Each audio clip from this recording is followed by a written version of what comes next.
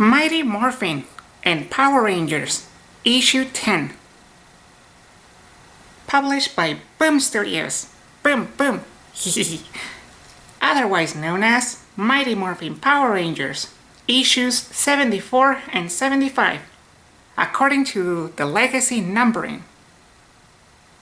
In Mighty Morphin, we finally get the origin story of Lord Zedd. We were right on the money.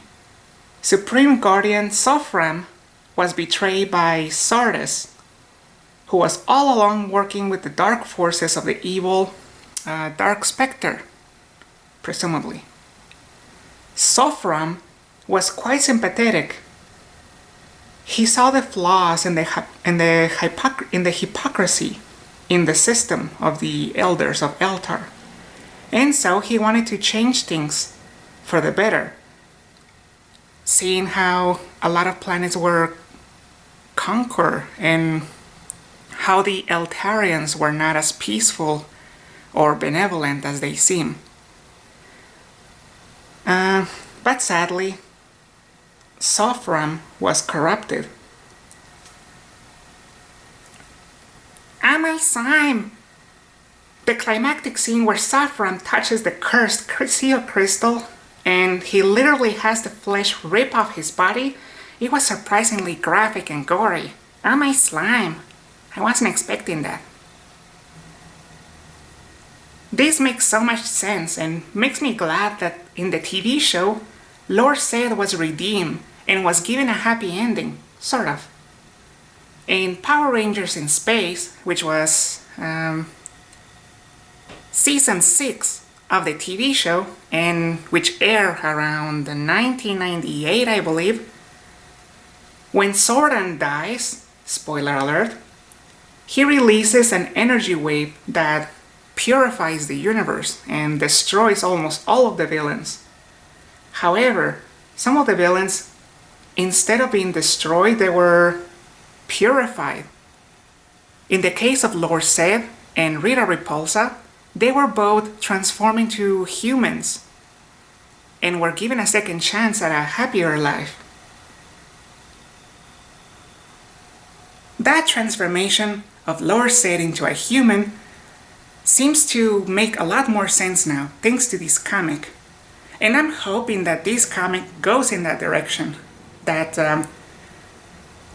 once we get to the Power Rangers in Space era of comics, that Lord Zedd ends up being transformed either back into his former Eltarian self or into a human.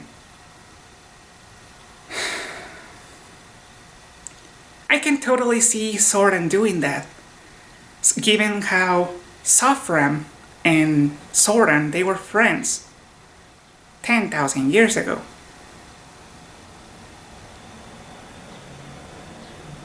I guess in this continuity, it will be Zordon saving his old friend and giving him a second chance of life, which is very sweet and would certainly make up for any shortcomings Zordon had. My only complaint is Dan Mora's hideous artwork. His art is very inconsistent. When he's drawing covers for Titans or when he's drawing Detective Comics, his artwork is pretty.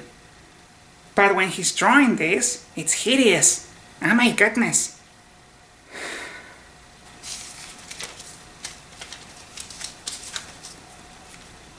Back to the present, in the planet Safe Haven, we learn the origin of Yale, the big white tiger alien that has been a companion to the Omega Rangers for years. I loved seeing Yale as a baby. He was an adorable alien kitten, and I loved how he meowed like a house cat. He was freaking cute.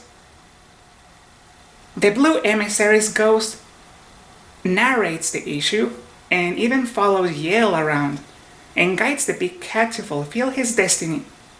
In short, now we know the identity of the new Omega Blue Ranger. It's not Billy. And it's not Lord Drakkon, thankfully. Lord Drakkon is going to end up becoming probably one of the new emissaries. As for Yale, yep, that's what happened. Here, take a look at this cover from issue 13, coming out in October.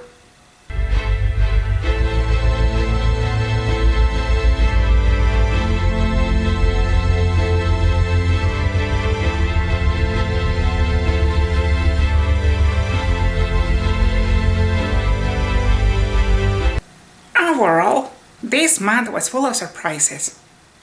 And the next 2 months seem to be full of surprises as well. Issue 13 is going to be the start of a new crossover event called the Eltarian War. So it seems that my days reviewing Power Rangers comics are far from over. I'm going to be covering beyond issue 13 for sure. I'm very excited. I recommend both titles this month. They were awesome. So, final rating, munch them.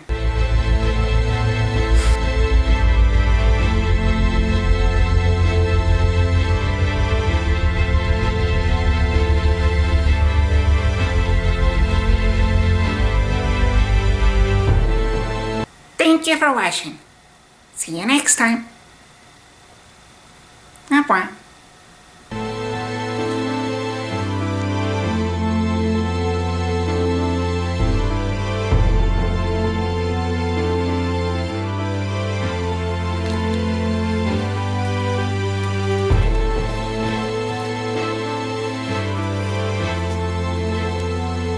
Night night.